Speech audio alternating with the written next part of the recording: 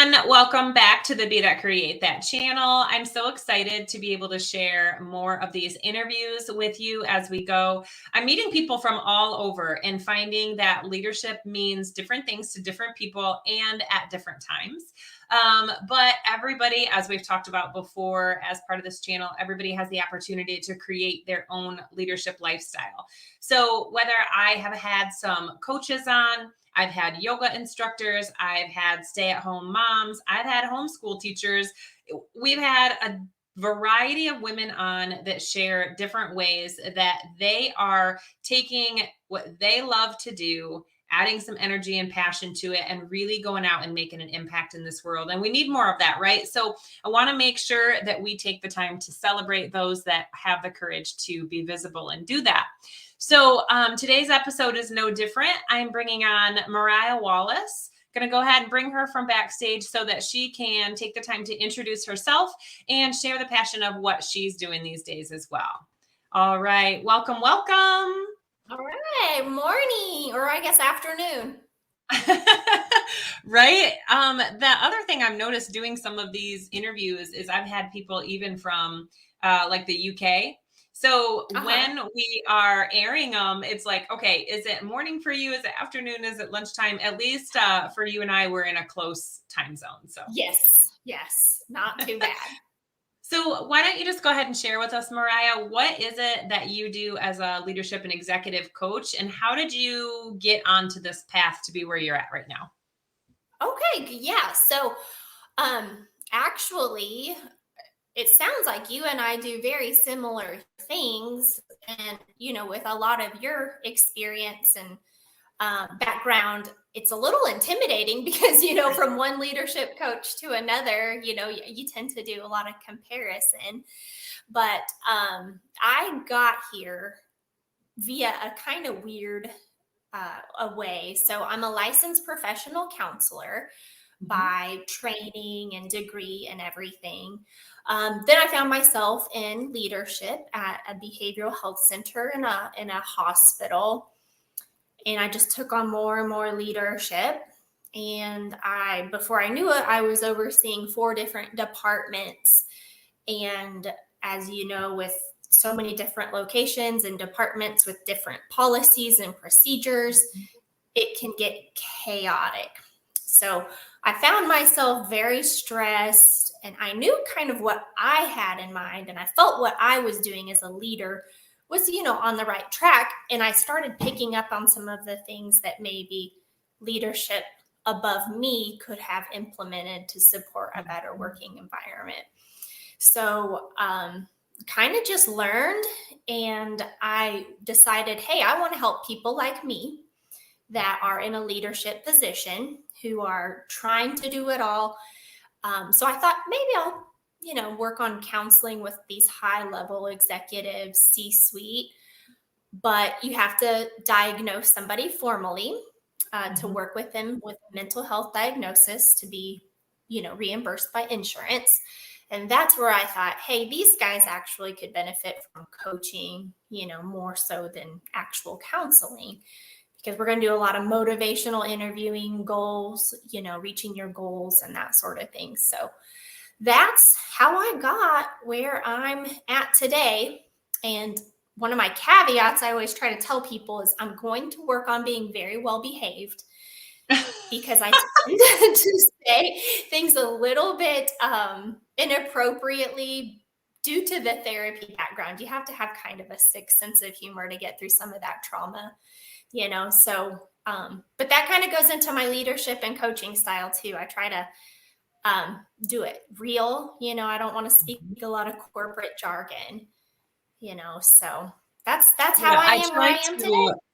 I try to keep things, what I say is straightforward, no nonsense. Like, I'm going to tell you how it is with the most love and hypey cheerleader that you need. However, I also know that you need someone who is going to say, you told me you were going to do that and you didn't. So what got in your way? That's exactly what people need. It is, especially right now when there's so many. I mean, I feel like this could be a show all on its own, but there's so many excuses out there right now that are allowing people to just tag right onto them and Mm-hmm. make it a reason for not getting things done, when really it's like, no, getting these things done are simple. There are simple tools and resources that we can give people to reach their goals, reach their targets. It's not Mm-hmm. easy, but it's simple. Yeah. Yeah. And I think people are And looking for things to be easy. And that's just not where it's at if you want to get to the level like you and I have gotten to. mhm. Yeah, yeah, I could not agree more. I've seen that transition in the past maybe 5 years. If it's too hard, people are giving up more.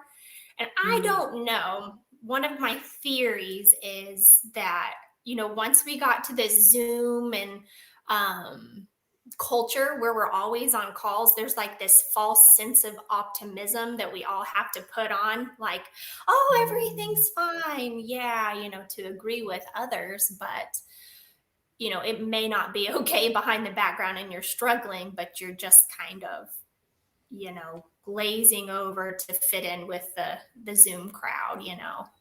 Yeah, and I feel like there's a little bit of you're on the call, but you may be feeling distracted, and now that has become normal. So I feel like Uh-huh. there's a little bit of losing people's laser focus on what they're doing or the person that they are meant to be present with. I know, from your experience, do you feel like people being able to work from home, overarching, I suppose, were more Hmm. productive during that time frame, or has it turned into less productivity? Well, I think initially it was more productive. I think a lot of people in my industry wanted to prove themselves. Hey, I can do this. It's not a problem. But Mhm. then the distractions of home started seeping in, as kids were there and we're trying to integrate that work life balance.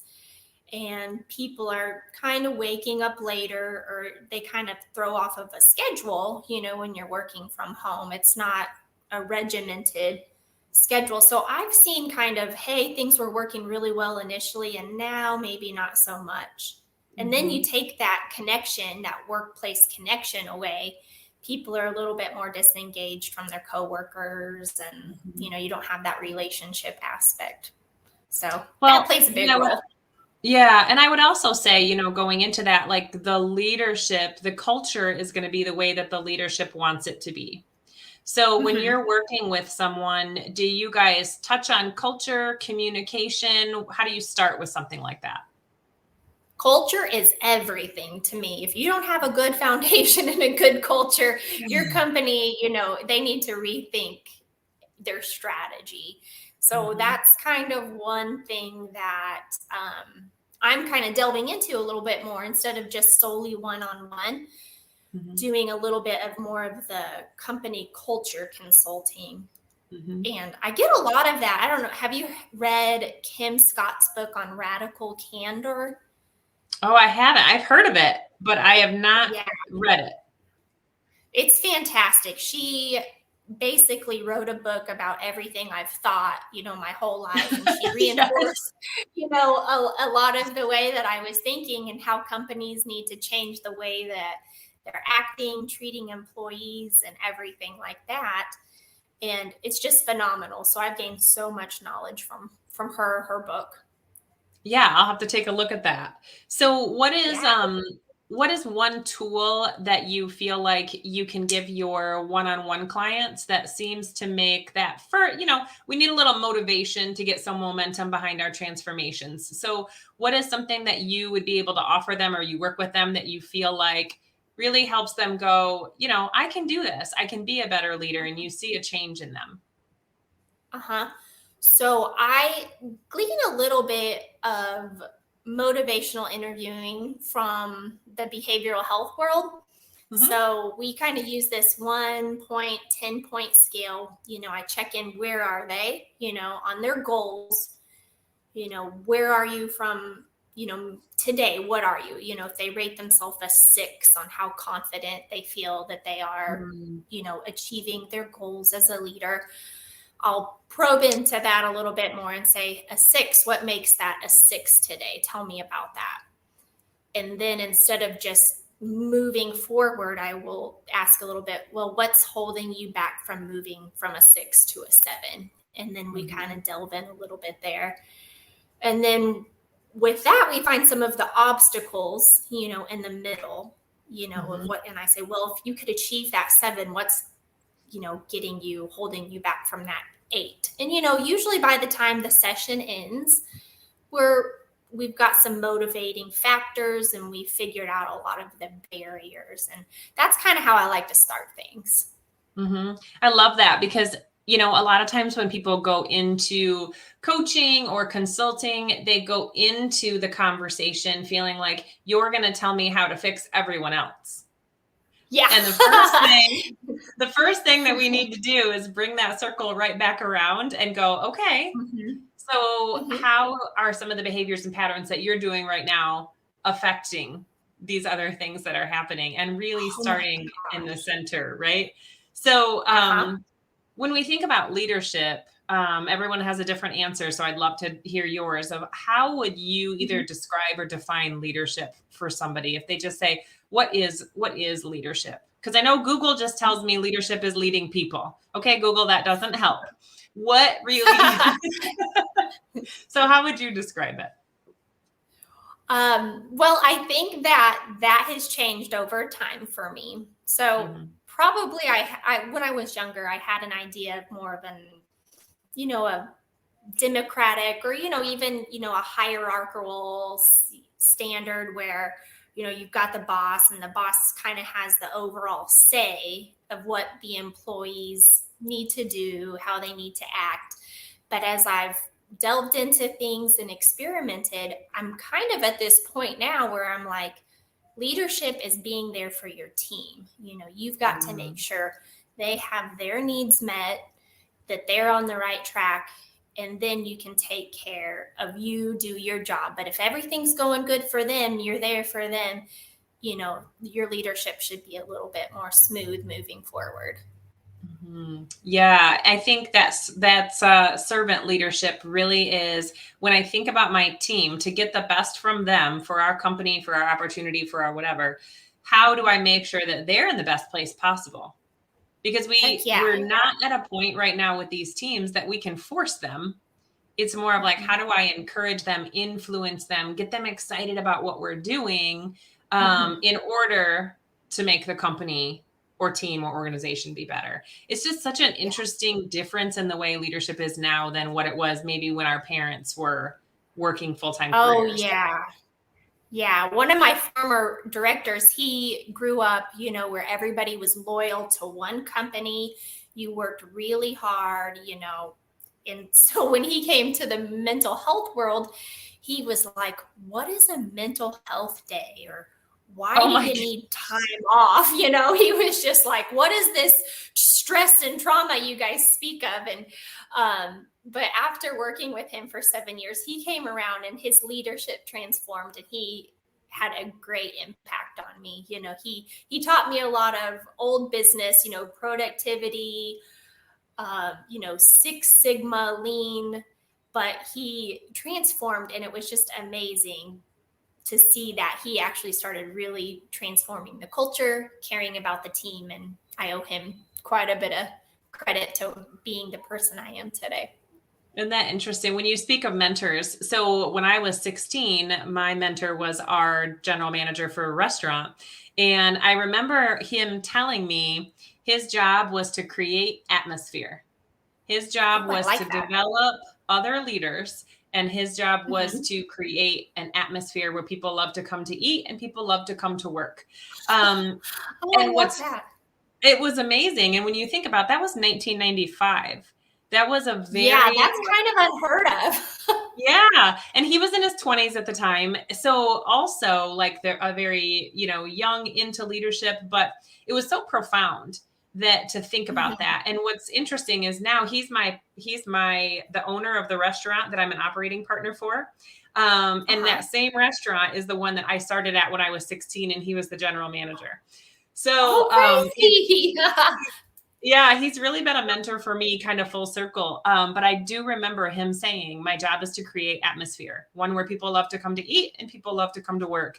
And I really think that if our leaders look at their organizations, their teams, their businesses in that way, they're going to see so many more people flourish, including the company.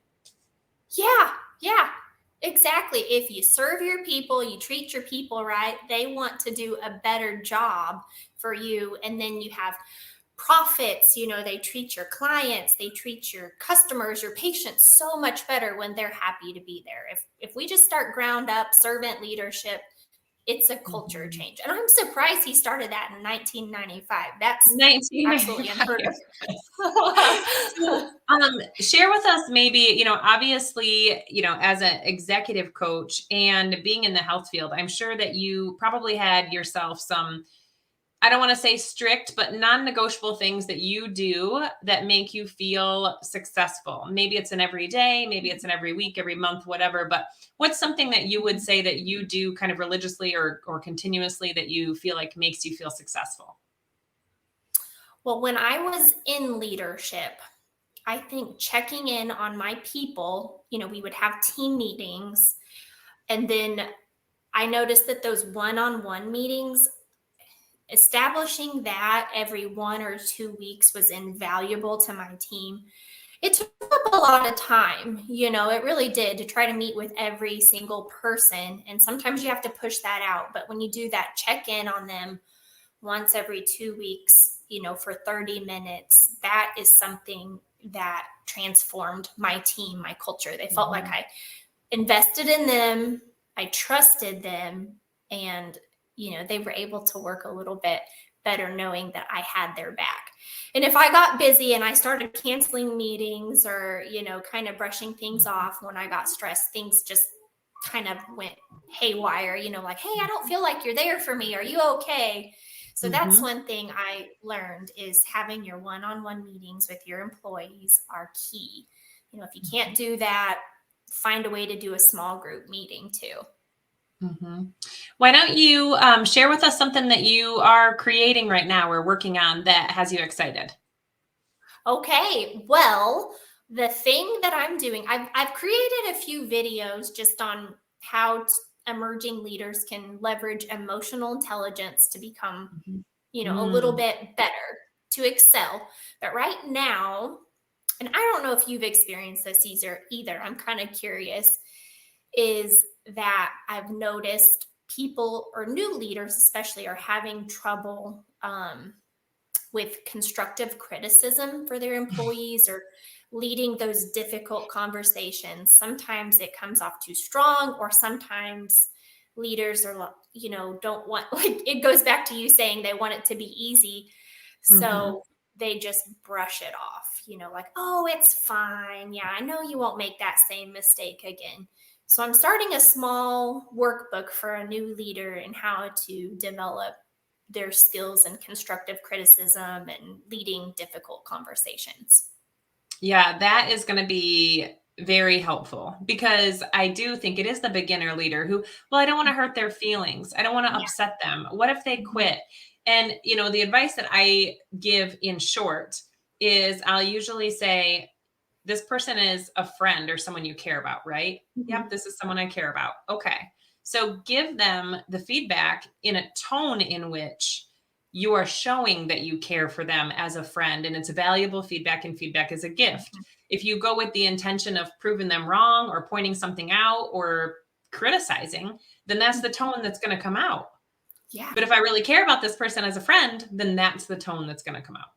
Yes, you just stated exactly what that book I told you about teaches. It's that Mhm. relationship, knowing, when your employees know that you care about them, any kind of feedback you give them, they know it's coming from a good spot. So I Mhm. think you're right. That's completely key, is that caring relationship.